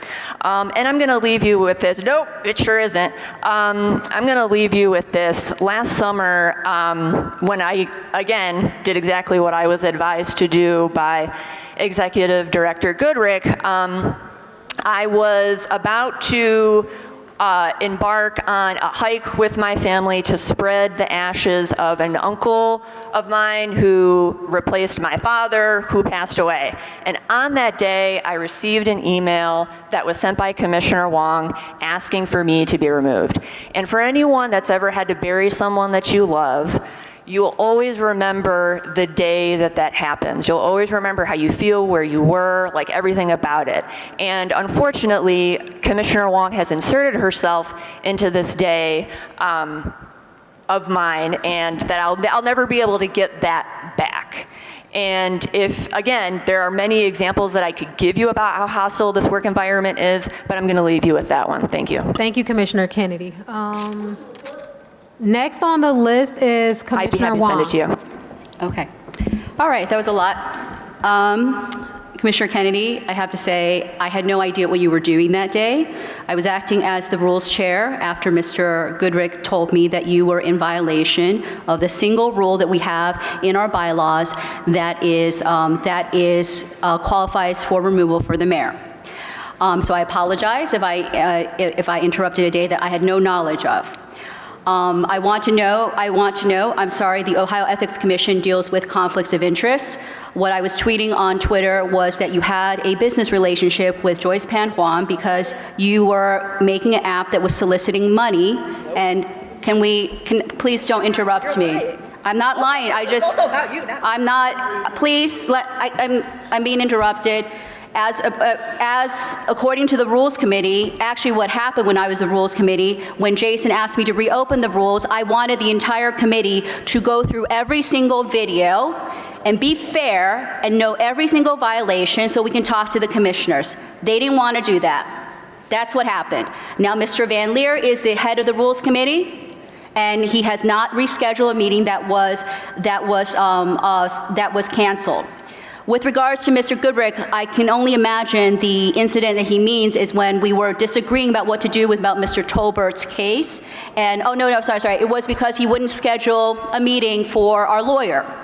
And ever since then, I want to say that we were at NACOL, where Mr. Goodrick made sexually inappropriate comments to me. He has retaliated against me. I have held on to this information because I did not want it to destroy the commission, but now HR from the city is asking for this information, so I'm forced to provide it. I do want to mention that this motion was received by me within 1 hour of this meeting. I asked for it last week, was not given the motion. It still has none of the details, even less details than the first time that this thing was introduced, and my life has been dragged through the mud for 2 months. And I asked it, and I want to know who is on the committee to discipline me, that committee again, if I may ask? You have 45 seconds. Well, who is Ms. Medina on it? You have 45 yes? Seconds. No, okay. So, Of all the allegations, I still don't have specific allegations, so I don't believe I have to answer them. And really, to compare me to Ms. Alana Garrett Ferguson's behavior, respectfully, Ms. Garrett Ferguson is not the same. Even in the last meeting, just for policy after the meeting, I was cursed at by Ms. Garrett Ferguson twice, and Mr. Van Leer. And Mr. John Adams, according to the testimony of a community member, lied about the fact that Jason was writing all my motions. So what is actually happening here is retaliation. It is a hostile work environment. I completely agree with you. But the conflict is some of us do not want to fulfill the charter. Some of us do not want to hear cases from the community. And please, Thank you very much, Commissioner Wong. That has been Commissioner your time. Zayed. That has been your time, Commissioner Zayed. Wong. I was Please, interrupted. You are out of order. Your time is up. And is there anyone else that would like to Alana Garrett Ferguson? Thank you. And I ask for some grace with the time because I do speak slowly at times. 3 minutes. My name has came up a lot tonight based on previous actions that I have. I have not spoken publicly about the June 14th incident because I do hold myself accountable and to a higher standard. I also want to make sure that we also understand that the way in which this charter was written, that we are the Community Police Commission. That means we are a part of the community. When you ask for people from the community to be a part of something, then you get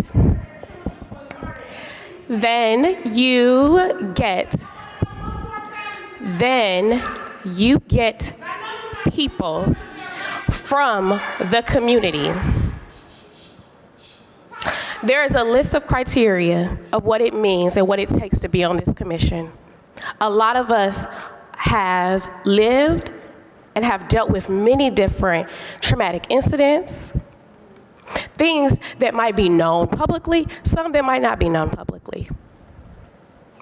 And so there may be times in which there are community members who do not agree with statements that are made by commissioners.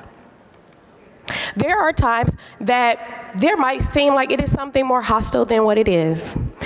There also has to be understanding that there are many of us who have a background in dealing with some of these other organizations. So, and to be quite frank and to be very transparent, I was a political consultant for Citizens for a Safer Cleveland. I have done numerous years of business with Black Lives Matter Cleveland, and in 2012, I actually was on the work group for youth and policing.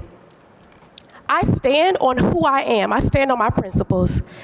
And if someone doesn't like what I said, I understand that. And if I feel threatened at any time, because I have had certain traumas, then I'm going to act in that way. And I have learned from that, and I've seeked out counsel because I do hold myself accountable. But I need us to make sure that we know what we ask for when we say we want people from the community. When we look at the criteria of what it took and what had to be in some of our backgrounds, understand that people are triggered. We're still human beings. And if a person feels that their safety has been put under and they maybe have reacted in a way, have some grace and ask them, why did they react in that way? Furthermore, after that, me, myself, I have been subject to false claims from many different people, from many different organizations, some of whom I have found out who Thank you actually very made much, them. Commissioner Garrett Ferguson. I appreciate your comment, and I ask that you stop speaking at the moment because you have spoken your time. Thank you very much. Yeah, Co-Chair Adams. All right, so to the commissioners, to the public, my stance on removing commissioners off of this committee has always been, I thought that everyone deserved to do at least their first 2 years. I think that things have changed so drastically just these past couple of weeks. Sharina and I, as new co-chairs, cannot do our job because there's constant harassment. I had to block this commissioner. I asked her to stop texting my personal phone. She refuses. I told her, this is now bordering harassment. I need you to stop texting me. She refuses. As a co-chair of this commission, I should not have to block commissioners. I should be able to communicate with everyone. She sent me a message at work. I told her I was organizing a really big, important ceremony for my school. She proceeds to keep texting me. I made a comment to her that she was not my master. She told me that I wouldn't need a master if I could just do my job right. That she wouldn't have to be my master. Terry, it's in text messages. Stop telling these lies. Out of a Commissioner racial Wong, you are context. out of So order. what I'm The saying co-chair is is, speaking. recently, just Friday, I was out of town to celebrate the retirement of my dissertation advisor. So I went up to New Jersey. I wake up Friday morning. Now remember, she's still blocked. I wake up on Friday morning. I see messages in a text thread with commissioners, and then I can't see what's going on, so I have to unblock Commissioner Wong, and then 40, 50 messages popped up. There were 85 messages total. A clear violation of the Sunshine Laws. Stop it, stop it, stop it. Listen, you were trying to do commission business. Please don't interrupt me. Do not interrupt me. Point of order. You were I wanna trying to speak conduct after. commission business over a text making thread because you had a accusations. meeting. Spoke Commissioner Wong. You cannot already made keep accusations against me. interrupting people. As a complainant, I don't even feel like justice is concerned. I feel like this process is a whole waste of my time. I feel like nothing is going to be accomplished. So I understand. The point that I'm trying to make is that this whole notion that this is like arbitrary or this is being done without any thought put into it is not what's happening. Let's call We for the cannot vote. conduct Call our for the business, vote. and we are trying to get our business done, and this is the impediment to our business getting done. Okay, so with that being said, I think we should call for the vote. Let's call for the vote. You're not on the commission. Stop it. John is, okay. All right, so we're going to call for the vote. Commissioner Adams? Aye. Commissioner Benito? Aye. Commissioner Chura? Nay. Commissioner Early? Abstain. Commissioner Garrett Ferguson? Abstain. Commissioner Kennedy? Aye. Commissioner Ridgway? Nay. Commissioner Rodriguez? I'm going to abstain. Commissioner Wong? Nay. And I, Commissioner Zayed, vote yes.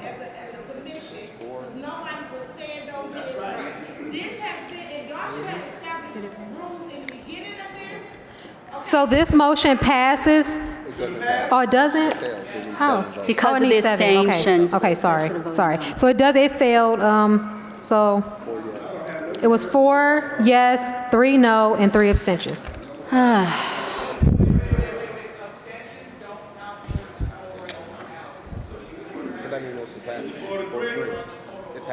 Oh, so okay, so that means that's what I thought, okay. Okay, so the motion passes 4-3.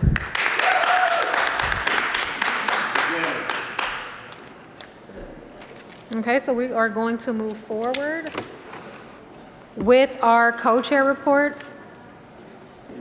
Oh my God. I don't have it, you got the Do minutes. anything. I'll move But I this. do want to say one thing. Go ahead. I did, so John, Co-Chair Adams is going to give the co-chair report, but I did want to say one thing. I want to give a shout out to Chief Todd, Police Chief Todd. Since she has assumed her position recently, I've been really impressed and relieved by her proactive approach to build a relationship with the CPC and also to produce effective communication between the CPC and CPD. She has done an ideal job of keeping the lines of communication open and ensuring transparency. I'm optimistic about the future of our relationship due to her actions and level of effective communication, and hope that it persists. And I really think that we can accomplish a lot if this continues. So thank you, Chief Todd. Thank you, Commissioner Zayed. I want to echo that.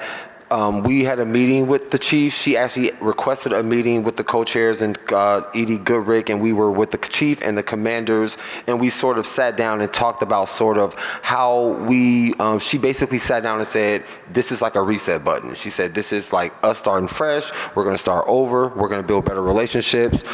She is also setting up an additional meeting, I think, in the next couple of weeks so that we can sort of, we were having some issues with the records request. So I know that the city's out of compliance with our records request, and so one of the things that's being suggested is that we will meet with the chief in a couple of weeks, and they will actually pull out a sample case file for us. And so we'll get to look at an entire case file, and then we can look at the case file and figure out, you know, what parts of the file that we absolutely need. Maybe there's some part of the files that we don't need.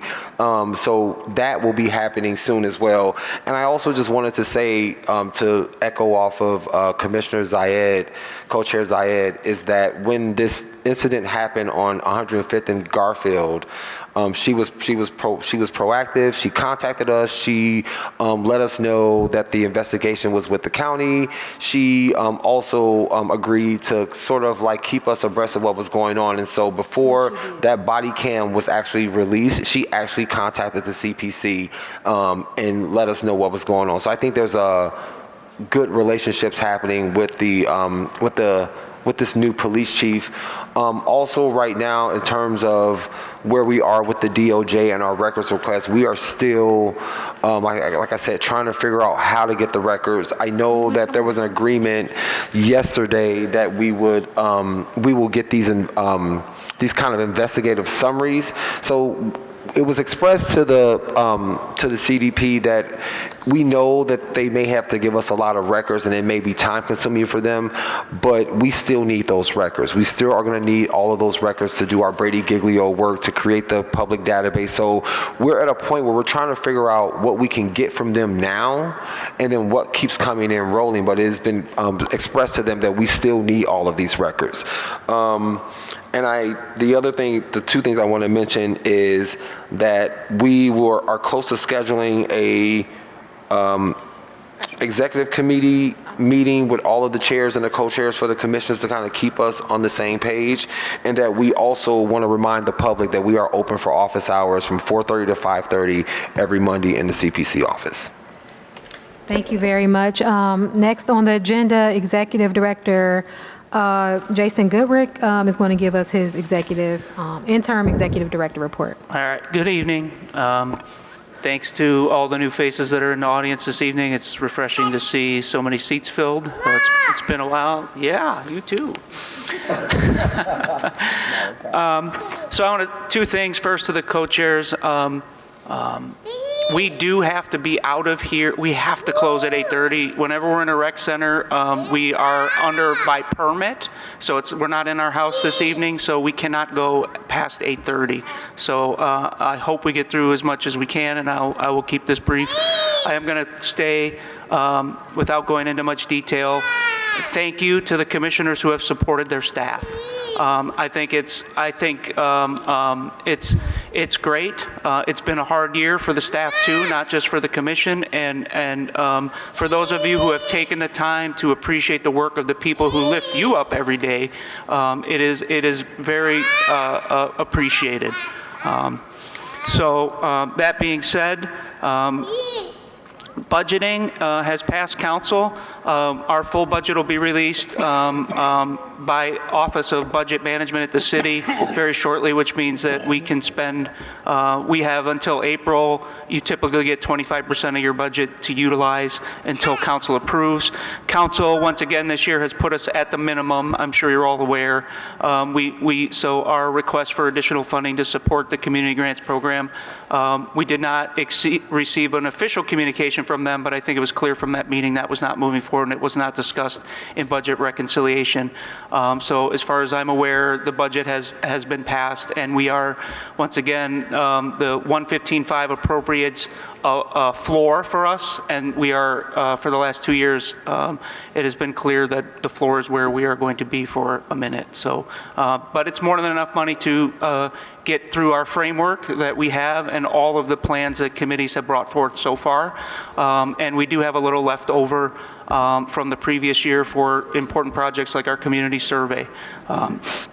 So that is the budget report. Records requests, there are 6 outstanding requests with the city. Most of those have to do with disciplinary records, so it seems that records flow whenever it is not related to police officer discipline. When it is a case related to police officer discipline, there seems to be a pattern of resisting letting those records go forward in detail. I will say that the DOJ and the monitoring team have been working really hard, setting up meetings once a week, and their stance has been give the CPC the records. So we've been through this before. Mr. Jackson is here in the audience. When he was a co-chair, he was front and center for the 2-year battle it took us to get public records before, which are public records. And we don't have to go through public records. I think there's a lot of confusion when that term is thrown around. We don't make public records requests, we make commission requests. Right. And that is a completely different thing, right? And it has a completely different weight. And I want to assure you that this commission and these co-chairs have been doing everything in their power to move those records forward. So I think as you can see, there's some interpersonal tension here, and a lot of times that causes misinformation to be put out to the public, but it's just not true that we're not fighting to get those records and move cases forward, because we absolutely 100% are doing all we can, and these 2 co-chairs are 100% committed to fully realizing the power of this commission under 115.5. So the records will come, and once they break through, we'll be moving forward as quickly as possible on everything before us that those records were required to do the business correctly. And I think, Ms. Bickerstaff, you have said it time and again, training is important and doing it right is important. And it's been my counsel to this commission, and it's on record, that we need everything we should have to do it right? Because these cases are going to be significant, they are going to be precedents, and we don't want to lose a court case because one little thing wasn't looked at or one thing was incorrect. So this is a body like a court, and they need to see everything available before them to make a firm decision. And we are willing to receive those records through other avenues, so thank you for the offers to do that. Let's talk to those of you who have complaints pending. We can certainly do that. Receive anything that you feel would help your case move forward. We can add that to the file. So absolutely 100% another way to solve it, records.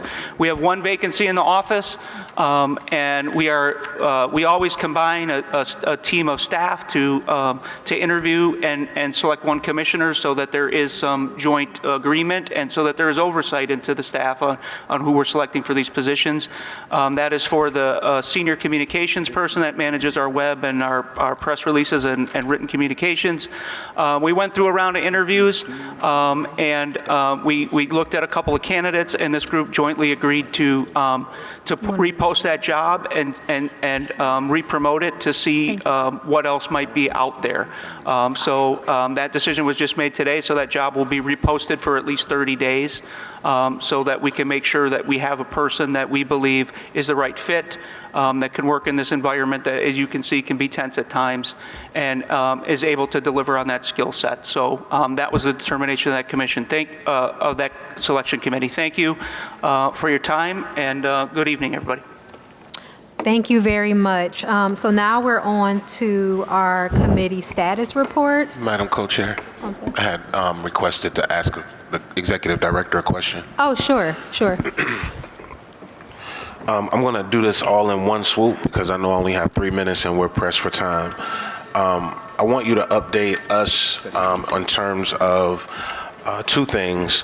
One is for community knowledge. Can you talk to us about our subpoena power?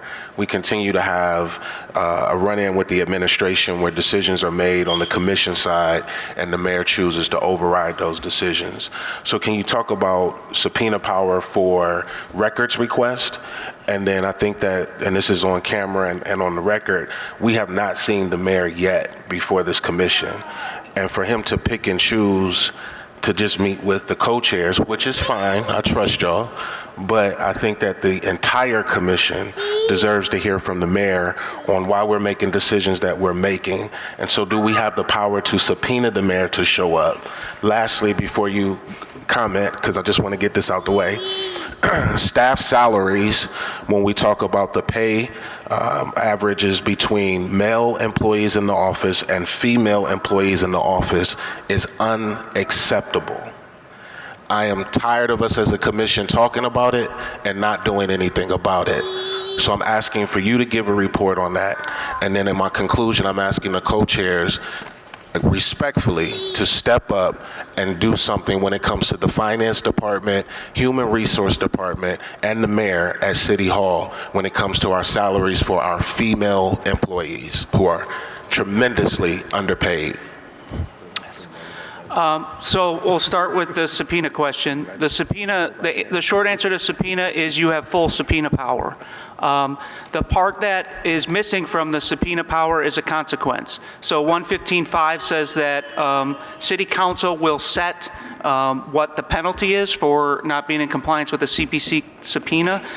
To my knowledge, City Council has not done that. So right now, any subpoena that we send out technically doesn't have a remedy if it's not followed, right? But you do have full subpoena power. So my advice would be to work with council president and other council people to say you would like to begin your subpoena power, but we are missing that piece, and we need to have that addressed by council. If the CPC were to use their subpoena power and someone did not comply with the subpoena, what would the remedy be due to the commission or the penalty under the law for not complying with the commission subpoena? So if you tried it right now, that question could be forced on council because it's unresolved. So right now I would say that you have a semi-toothless subpoena power. That's just my 2 cents. I'm not an attorney, so you're welcome to get Martin too. We can also ask the question of Martin, what his opinion is, and we'll put that on that task. And yes, that includes people, and there's no exception under the law for what people. So technically you can subpoena the President of the United States. I don't know if he would show, but you could under 115.5. So to the chair, to the commissioners through the chair, I also wanted to Commissioner Early that we tentatively have a meeting scheduled with the mayor on April 9th. So if there are things like of that nature that you feel like you would like to have addressed, I think that what our plans are as co-chairs is to send out some correspondence to the full commission to sort of request what are items that the commissioners would like to have addressed in that meeting. So I think maybe that's something we can do. To the co-chair, I support that, but I also want to state that then the mayor is never on public record having a conversation with the commission and being held accountable to what he is saying in those meetings. He should meet with all of us. I have a question. And again, the co-chairs have the right to meet. I'm just saying, for public record of the mayor's comments on the commission and policies that he has not abided by, need to be on record. We hear you. We hear you, Commissioner. Co-chair, I have something to add, please. Well, Commissioner Wong, you have not been acknowledged. You have not been acknowledged. Can I add something about the subpoena, please? One moment, please. So finishing your second question, Commissioner, in April of last year, when I was officially sworn in with Executive Director Powers, I did two things. I asked for an equity adjustment through a job title change for one of the female staff in our office who had almost a near exact job description of another male in our office who was making far more money. It wasn't through our doing. That was part of the legacy inheritance of the past administration. Had no control over setting those salaries originally, but now that I had power to do so, I attempted to correct it. It was denied, and there's a lot of rumors of why it was denied, but when we asked for definitive proof to back up what was stated for the denial, it was never provided to this commission. It's that simple. So they cited rules, they cited all kinds of reasons why they couldn't make that equity adjustment or change the job description. And when I asked for follow-up questions, those questions were never answered formally for one who made the decision, because Technically, council approved that salary funding when we went that year to be on a scale, and under 115.5, the executive director has the financial authority to release that money unless it's unlawful or unreasonable, neither of which these were, in my opinion. So that was denied by city officials. I stand by that. It's in memos. It's well documented. It's been shared with commissioners. The second thing that I did was it's common when there's vacancies to fill with interim, as you know, because I've been interim in this for a long time, and backfill positions. So recognizing the importance of having an assistant director, I wrote a memo to have Shalana Williams interimly fill and be promoted to assistant director of the CPC.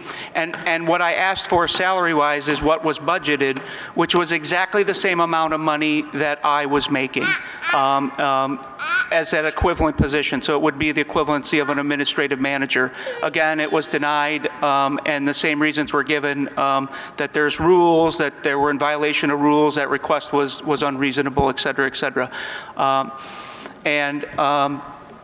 No official answer was given. And I pursued it through 2 HR directors because we had a change in leadership at HR. And I even had a meeting with Mr. Matt Cole. He said he would get back to me. There's an email trail that shows that initially he was supportive. I even had the staff at some point come to me and say they were willing to negotiate, right? If we can't get that full amount, a counteroffer would be entertained by either one, and no attempt by the city to ever go there was ever made, even through all my attempts. So it's on the record. Those things did occur, and so that's where it is. I have a question. Commissioner Wong. I just want to note that a subpoena, sounds like a very sexy thing that we can do. However, this is incumbent, if you can correct me, Mr. Goodrick, on the actions of council. We have another method with which to enact our authority that barely we have done today for anything related to police accountability, I guess to my accountability maybe, and that is to make majority motions, make decisions, and enforce them. And if it comes to a point that it is not, you can't hold somebody responsible if you don't make a decision. And we're not making decisions via email. We have to make decisions via motion. And to go around, I've noticed, unfortunately, Mr. Goodrick, you have a tendency to take us down the longest path possible with the records, waiting for Judge Oliver, rather than enacting our authority. And it's a little confusing to me because why are we not willing to just simply vote on things according to our charter authority, and then we exercise our charter authority? There might be some ambiguity. I realize that, there have been challenges to the interpretation of the charter, but all you have to do is we can interpret it, and we can say, this is what we feel. It brings us to a confrontation potentially with the city, but then we deal with it. There's absolutely no forward momentum because we're not willing to actually exercise our authority, especially with police discipline. No small irony. Today, 4 times, Mr. Tolbert's motion is not coming up yet again. I'm sure Mr. Tolbert is thrilled that I'm being held accountable rather than Lance Henderson. I'm sure the community is thrilled. With all due respect, Commissioner Wong, we do not need a motion to enact our authority. Once we get the request from the complainant, we act, we go into action. We don't need a motion. There were other motions where we requested records and we still don't have the records. Hence why we are currently working with the parties of the consent decree to come up with a more effective and efficient process for records for claims. We are currently in the process of doing that. We've never had a motion for records using the charter. We've never done that. You are out of order. Never you done have that. spoken. You have spoken, You're portraying misinformation Commissioner onto Wong, the record. You have spoken. But You're out please of order. stop lying about things that you do not understand. You cannot speak. Why don't I understand them, Commissioner Wong? Why, another attack. Stop attacking. You are, Commissioner Wong, you are out of order. Stop talking. It is not an attack to say that you are providing inaccurate information. We have never done a majority motion for records. You are out that of is order. a We need to factual civilize inaccuracy. this. We need to civilize this meeting. What I want to say to the commissioners through the chair, This is misinformation, everybody. The reason why, where we are right now, if anybody knows the challenges of getting records, it should be Commissioner Wong. She made the first request for records that we do not have. We are at the point right now, literally, we just had a meeting about this like yesterday. We are at the point where we're figuring out how to get the records. We've requested a lot of records. Like please do not interrupt me, because I'm trying to give you the accurate information. We literally have had a conversation. We have requested thousands and thousands and thousands of pages of records. We're not talking about some little file. So where we are right now with the records, we're trying to figure out what exactly do we need, what exactly can we get from the police department right now, and what the plan is to get the rest of the records, and on what type of time frame would that happen. The police have to go through each of these records, and they have to redact these records. There's no redaction machine. There's a person or persons that have to redact records. So that's where we are. That is the truth about where we are with these records. This started with the co-chairs from last year. We have been like, to act as if we can just say, give us the records. The charter says give us the records. They're resisting us. Commissioner Wong knows this. So it's not as simple as us just imposing our will and the authority that we have in a charter. We are working with the Department of Justice and the monitoring team precisely for what she's saying. Because we don't have our records, and we should have our records, but as co-chairs, and the previous co-chairs can also attest to this, we have to figure out how to do this. And so all of this stuff that's being said is not fully accurate to the public, and I want to correct that. Jason. Go ahead. I just want to say I've given the report. Look, there's very important. Look, people want to see us do our job. These police policies should be people have worked really hard on these police policies. And policy committee, one of these, the gunshot detection system, has been to this committee twice. It's been months debated. I think we're doing a disservice. So I ask to be excused so that you can move on with your business. And thank you. Okay, we're going to move on. I had a question. Is it related to the? We really need to move on for these reports. It was about the salary bands, but it's fine. I'll just figure out another way to get the answers out there. Okay, yeah, maybe send an email after. Okay, thank you. So we're going to move forward with the committee status reports. Commissioner Wong with the accountability. Okay, I'm just going to try to briefly go through this. There was a motion that we needed to make, but we can make it next time if we had to. We are moving forward on our work groups. Ryan, if you can give us an update as to when those questions can be sent to an attorney. We don't have an attorney on either one of those for the second work group. Brady Giglio is moving forward with the records that we have, and we hope to establish the rubric within the month and give what we have. But as was stated, we are missing records. However, I do want to say for the record, I did make a lot of the records requests, so I know it very well. And the first records request was for OPS files, and I particularly understood, and records requests should be made specifically and strategically with full knowledge that the city may resist. I made it specifically without the body cam information in order to accelerate the information that we had. So I see no reason from that perspective that these OPS records are not given to us at this point. I do not agree with John Adams' statement, Dr. Adams' statement respectfully, that there are thousands and thousands of pages. How is one to know when, and what does thousands and thousands of pages mean when most of these records are digital? I don't even know how to calculate volume in digital form except through gigabytes and megabytes and things like that. So I think that, and it's interesting to me that Dr. Adams is making the same statements that the city made to the judge to argue for further delay in the records, and you can ask for the transcript at the consent decree conference to confirm what I have said. So we did see one case through Ms. Dorinda Johnson. I was a little surprised to arrive at that meeting and see that Mr. Goodrick had invited her to the meeting. So I think we still need to work out the process for these hearings. And there is a draft evidentiary hearing process. Unfortunately, Mr. Goodrick has accelerated that through the Rules Committee rather than through the Accountability Committee.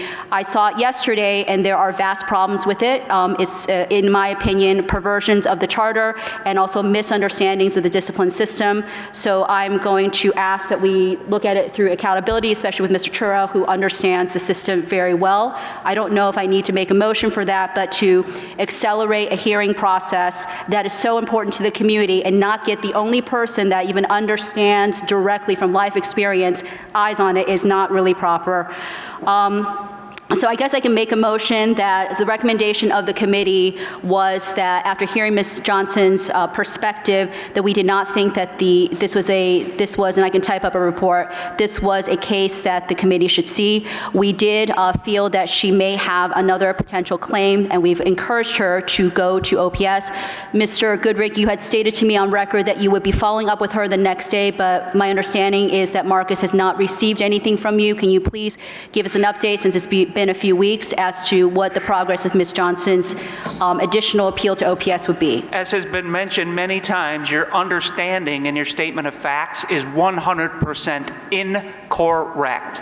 And I will stand on the record to say, with Commissioner Adams and other commissioners, that the way you approach things by misstating it is 100% incorrect. What am I misstating? You mentioned my name about 15 times What this am I evening. misstating? Okay, so I then will say I'm this. just asking you a question when you mention because- my name, I suggest at this point that only facts come after it, because I'm putting you on notice. You have defamed me at public meeting time and again. Telling the truth. And this is a public announcement to the public can see me that defamation is real, and I am not the only victim of it from you on this commission. So I will say this. Okay. So I will say this. No, you asked me a question. Now I'm going to answer the question. Please answer the question about Ms. Dorinda Johnson's That is appeal. incorrect. Just because I didn't CC you, because I get hostile emails back every time you're included in anything I do. Well, shouldn't the chair of accountability? Stop. So you were not CC'd, but the co-chairs were, in a communication asking for the status of that case. I also contacted Ms. Johnson immediately the next day, and we had a phone conversation. No, I'm not talking, you're misunderstanding my question. Your my question is did we follow up? You're Yes. misunderstanding. Let me finish and correct the question. The question is that when we saw Ms. Dorinda Johnson's case, she mentioned a third incident that she would like to report to OPS. I'm merely asking you, did you follow up with her as you agreed to me? Because Mr. Perez has did not, why did you not CC me on the email to make sure that she was properly? I already explained it, because every email that you're CC'd So on the comes chair of back with accountability false is not going to accusations and get CC'd on the defamation. email for accountability issues. So could you forward me the email then? So, because I want to make sure that this. So to we have the other- commissioner, I think that this is no longer productive. And I think that we're going to have a special meeting probably. But there are some GPOs for the police that we need to pass. We only have, we have like 7.5 minutes, but we can get something done, because we do need to get some of these GPOs passed for the police. So I'm gonna hand this over to Commissioner Benito. So we're going to skip budgeting grants.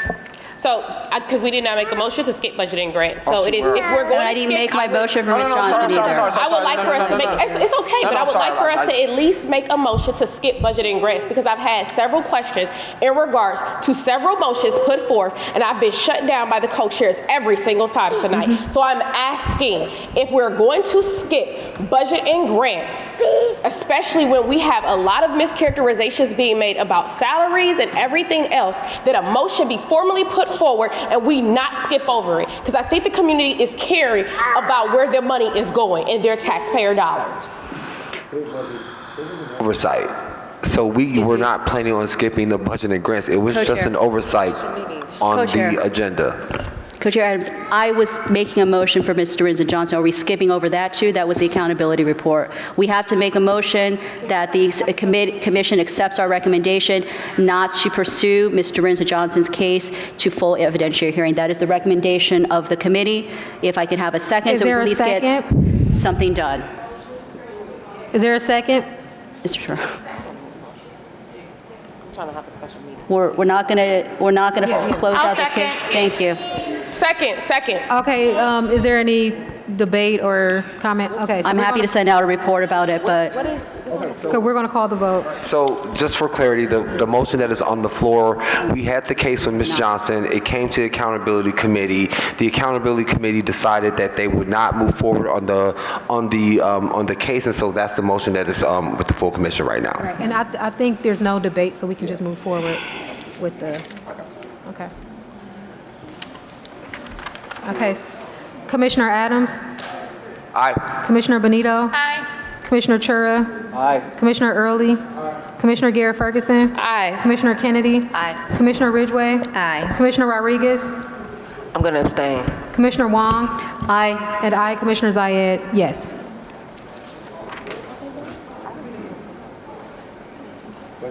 Yes.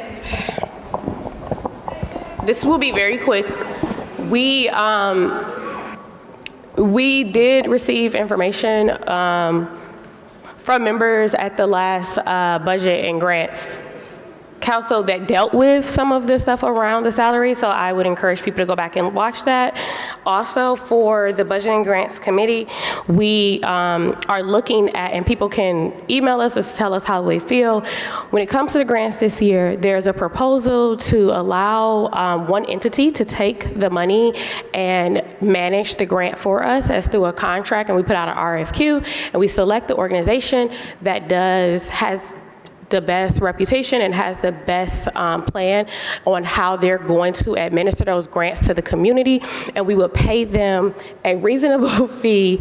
Hopefully that they will have a low bid. It may or may not be a nonprofit, we do not know. We're gonna come up with it, but that is a proposal. So if anyone has thoughts about that, because we do know that right now I think we're still trying to manage 24 grants, and we know that the community wants us to do a lot of our policing work and our policy work and hearings, and so to lessen the load around budgeting grants, this is something that has been proposed, and if anyone has thoughts around it, please email us. Thank you. We're going to move on to the Policy Committee, and Commissioner Benito is going to give that report. Thank you. I'm going to go straight to the GPOs that we're hoping to get approved tonight. We are short on time. I want to apologize that commissioners did not receive these GPOs until this afternoon. I know that the co-chairs and our executive director are addressing this to make sure that doesn't happen again. I'm going to change the order, and I'm going to ask that we look at the officer lunch breaks GPO first, because the CDP moved to 12-hour shifts, and right now the GPO does not give them the amount of time that is legally required for them on a 12-hour shift. So we need to make sure that the only change that is really being made to this GPO as it already exists is that it says each officer shall be entitled to one 60-minute break for lunch during each 12-hour shift. So I am hoping to entertain a motion. Can I make a motion? Okay, I would like to move to approve GPO 1.02.22, officer lunch breaks. Second the motion. Okay, is there any discussion? All right, we're going to move forward with the vote. Commissioner Adams? Aye. Commissioner Benito? Aye. Commissioner Chura? Aye. Commissioner Early? Aye. Commissioner Garrett Ferguson? Aye. Commissioner Kennedy? Aye. Commissioner Ridgway? Aye. Commissioner Rodriguez? Aye. Commissioner Wong? Aye. And I, Commissioner Zayed, vote yes. So that passed. That's okay, with 10 votes. We only have about 3 minutes left, so I think at this time we will. We do one more? Do you think we could do one more, guys? At least the gunshot. All right, let's try. I would not go that one. Benito, we can put the gunshot one. Well, I think just because there might be some issues with people just getting these today, that we should just adjourn the meeting, and we'll have a special meeting to pass the rest of these. Okay. Okay. What do you think, Malachi? What do you think we should do? Should we adjourn the meeting? Do we have to do a motion, or can we just adjourn? Okay. Okay, so we're going to adjourn the meeting. Thank you all for coming out. We're going to schedule a special meeting for the rest of the motions for the policy. We'll get it done, what is it, Commander Carney? We'll get it done, Commander Carney.